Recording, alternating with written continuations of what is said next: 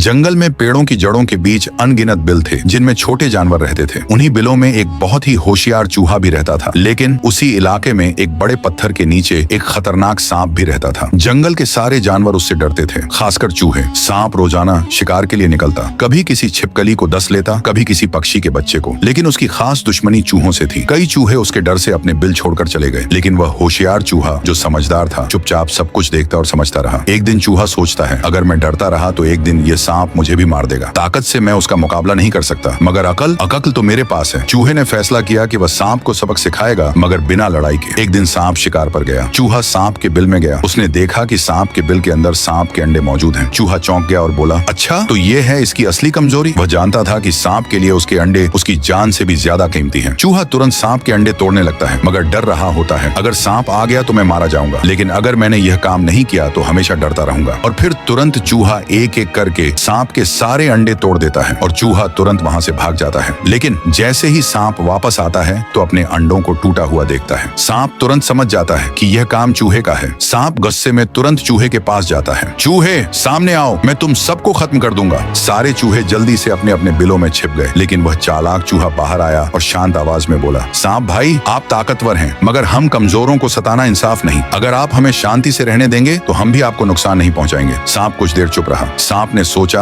अब इसे मेरी कमजोरी का पता चल चुका है। अगर मैंने दोबारा इन्हें तंग किया तो ये फिर मेरी कमजोरी पर वार करेगा। अब सांप चूहे से कहता है, आज तुमने मुझे सिखा दिया कि ताकत सब कुछ नहीं होती। मैं आगे से तुम्हें नुकसान नहीं पहुंचाऊंगा। उस दिन के बाद सांप ने कभी चूहों को तंग नहीं किया और चूहे बेखौफ होकर रहने लगे। सबक, अक्ल ताकत से ज्यादा मजबूत होती है और कमजोर को कभी तुच्छ नहीं समझना चाहिए।